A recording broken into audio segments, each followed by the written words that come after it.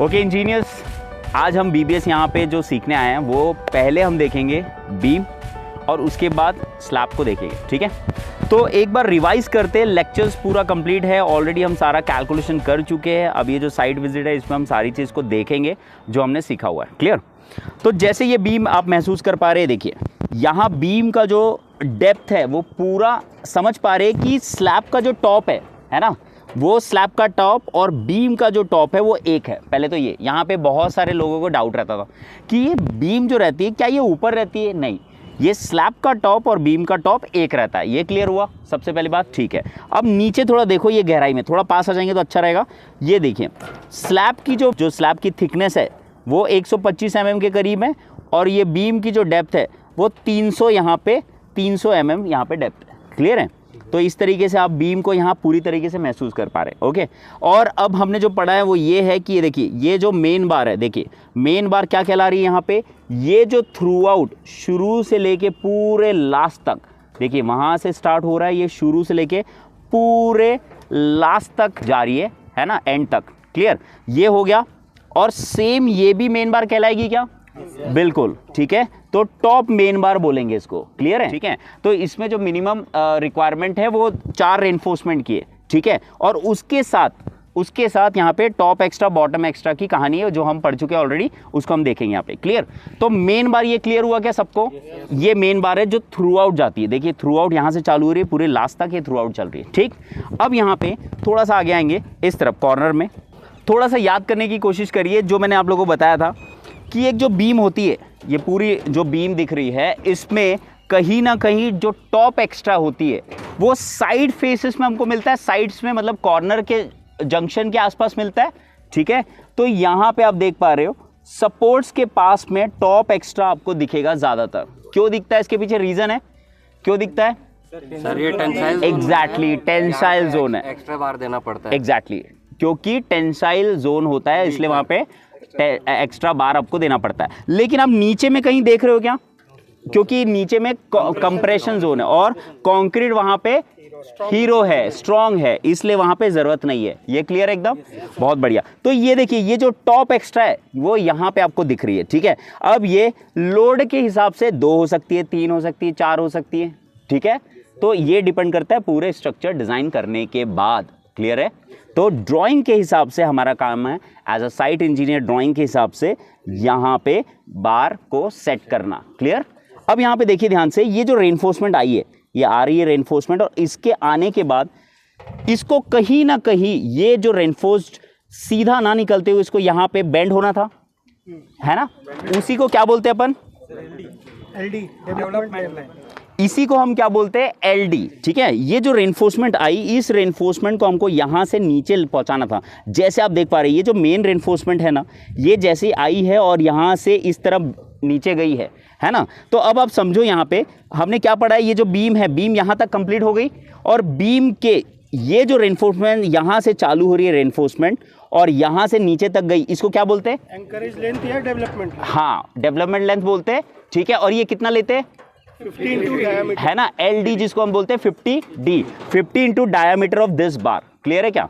तो ये 50D होता है, लेकिन यहाँ पे आप देख पा रहे हैं ये इस तरीके से लेते हुए ये आगे यहाँ तक पहुँचा गया है। मोस्टली आप देखेंगे थोड़ा सा रेनफोर्समेंट और नीचे आपको दिखेगा, ठीक है।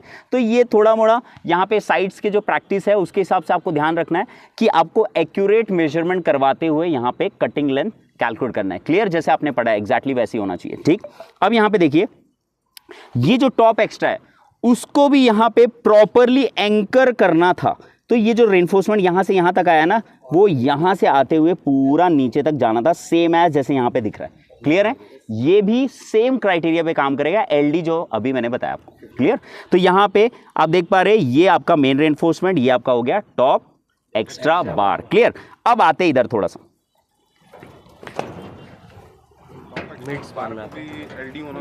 हाँ एग्जैक्टली, हमने यही पढ़ा है ना, याद होगा। चलिए ठीक है, आगे बढ़ते हैं।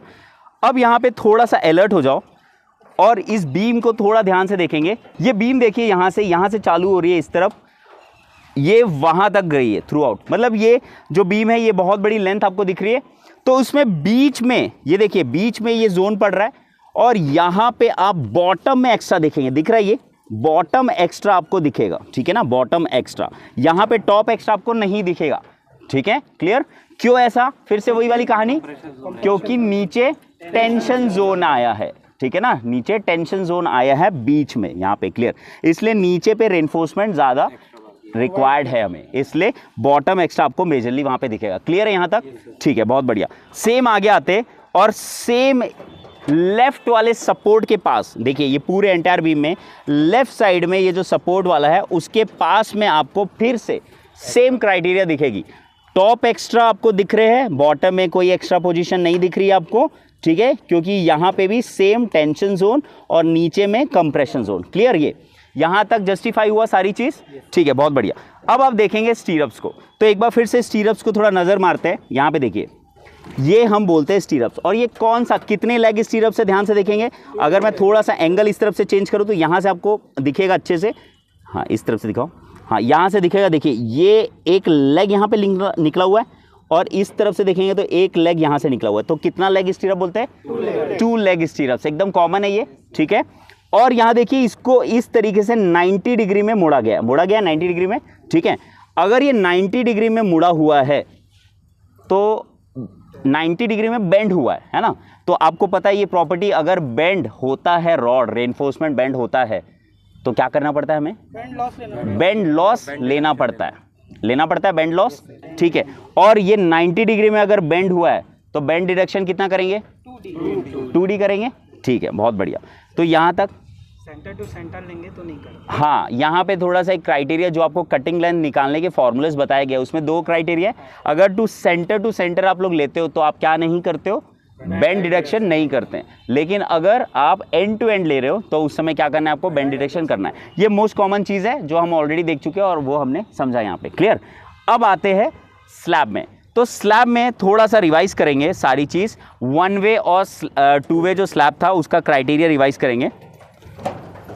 अब यहाँ पे देखिए, जो रेनफोर्समेंट बंधा हुआ है वो एकदम यहाँ पे 1 वे के हिसाब से आपको दिख रहा है पूरा, ठीक है ना। जैसे ये देखिए, एक तरफ ये जो मेन बार दिख रही है आपको, क्लियर है, याद है, ये जो मेन बार है ये जा रही है और जाते हुए पूरा थ्रू आउट आपको लास्ट तक दिख रही है, क्लियर। और इस तरफ से आप देखेंगे इसी मेन बार को, यहाँ पे देखिए, यही मेन बार यहाँ पे क्रैंक होते हुए आपको दिख रही है, ठीक है। तो ये क्रैंक पैटर्न जो होता है, ये इंडियन क्रैंक पैटर्न के हिसाब से आपको एक रेनफोर्समेंट यहाँ पे क्रैंक होते हुए दिख रहा है। और देखिए, इसके जस्ट बाद यहाँ पे दिख रहा है क्या? नहीं, उसके जस्ट बाद आपको यहाँ पे दिख रहा है, लेकिन यहाँ पे ये रेनफोर्समेंट में इस तरफ नहीं है, आपको मिलेगा ऑपोजिट डायरेक्शन में। ये देखो, ऑपोजिट डायरेक्शन में आपको मिल रहा है, ठीक है। तो ये LX के डायरेक्शन में आपको दिख रहा है, LX के डायरेक्शन में। तो LX के डायरेक्शन में हमेशा हम क्या बिछाते हैं? मेन ऑल्टरनेट मेन क्रैंक बार, याद होगा, ऑल्टरनेट मेन क्रैंक बार, ये हमने देखा था, ठीक है। तो ये यहाँ पे बिछा हुआ है, क्लियर। अब दूसरी बार क्या आती है? डिस्ट्रीब्यूशन बार, लेकिन कौन सी वाली डिस्ट्रीब्यूशन बार? बॉटम डिस्ट्रीब्यूशन बार, बॉटम डिस्ट्रीब्यूशन बार, ठीक है। तो यहाँ पे देखिए, अब ये जो बार लगी हुई है, देखिए ये जो यहाँ पे मेन बार लगी हुई है वो सबसे नीचे आएगी ऑब्वियसली, और उसके ऊपर आएगा ना, है ना, उसके ऊपर यहाँ पे बॉटम डिस्ट्रीब्यूशन आपको दिख रहा है, तो ये बॉटम डिस्ट्रीब्यूशन कहलाता है। जो देखिए थ्रू आउट लगा है, थ्रू आउट का मतलब यहाँ तो लगा ही है, लेकिन हाँ LY के डायरेक्शन में आपको पूरा आपको दिखेगा। थ्रू आउट मतलब वहाँ से चालू हो रहा है पूरा, देखिए वो पैलर कंडीशन आपको दिख रहा है, ये थ्रू आउट यहाँ से चालू होते हुए पूरा लास्ट तक आप देखेंगे, इस कदर पूरा लास्ट तक यहाँ पे लगता हुआ दिख रहा है, ठीक है। ये आपका हो गया क्या? बॉटम डिस्ट्रीब्यूशन बार, क्लियर है। अब उसके बाद कौन सी बार है?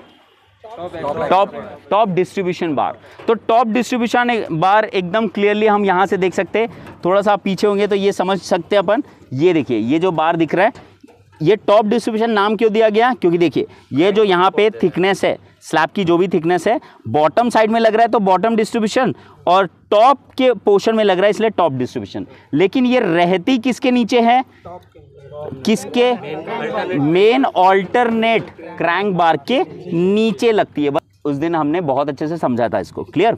तो यहाँ पे देखिए मेन बार के जस्ट नीचे आपको दिखेगा, लेकिन टॉप पोर्शन में रहता है इसलिए इसका नाम रहता है टॉप डिस्ट्रीब्यूशन बार। और डिस्ट्रीब्यूशन बार मतलब थ्रू आउट, देखिए वहां से चालू हो रहा है ये डिस्ट्रीब्यूशन बार, पूरा एंड टू एंड आपको लास्ट तक पूरा दिखेगा। क्लियर है? ये पूरा इस तरीके से देखिए पूरा। और ये कितने जोन में लगता है? देखिए ये L/4 जोन में ही लगता है, ठीक है ना। मतलब ये थ्रू आउट पूरा आपको नहीं दिखेगा, आपको उतने ही जोन में दिखेगा जिस जोन में यहाँ पे देखिए जो क्रैंक उठा है अप टू वहीं तक आपको यहाँ पे टॉप एक्स्ट्रा दिखता है। क्लियर है? ये है ना, ये हम देख चुके हैं अभी। अब उसके बाद क्या बचा है? एक क्या बचा है? टॉप एक्स्ट्रा बार। तो अब आप इसको समझ सकते हैं कि दो ऑल्टरनेट यहाँ पे जो बार्स दिख रहा है क्रैंक वाली बार, उसके बीच में क्या है? एक सर्टन गैप आ रहा है, स्पेसिंग्स।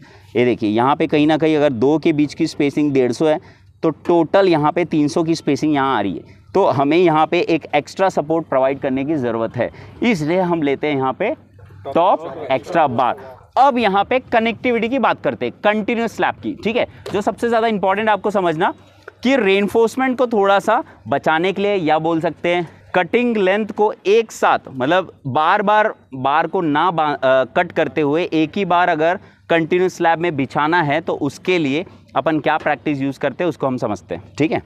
तो यहाँ देखेंगे इस तरीके से, यहाँ पे देखिए ये जो रेनफोर्समेंट है ये वाली, ठीक है, ये जो रेनफोर्समेंट है यहाँ एंड से चालू हुई। कटिंग लेंथ याद करो अपन कैसे निकाल देते हैं, है ना। बीम का कवर माइनस करते हुए ये रॉड यहाँ से आ रही है, आने दो इसको, और यहाँ से क्रैंक हो गई, अब नीचे जा रही है। बिल्कुल ये क्रैंक होते हुए यहाँ से नीचे आपको दिख रही है जाते हुए,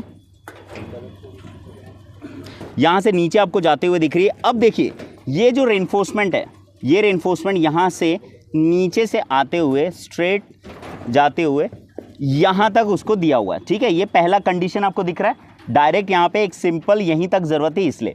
लेकिन अब दूसरे केस में अपन देखते हैं, अब ये दूसरे कंडीशन में देखते हैं। ये देखिए नीचे में जो रेनफोर्समेंट दिख रही है आपको, ये रेनफोर्समेंट यहाँ से निकल रही है, ये देखिए यहाँ से निकल रही है रेनफोर्समेंट और स्ट्रेट आपको दिख रही है क्योंकि ये ऑल्टरनेट है यहाँ से, ठीक है। ये देखिए अब यहाँ से ऊपर उठते हुए ये सीधा जाते हुए यहाँ पे ये ख़त्म नहीं हो रही है।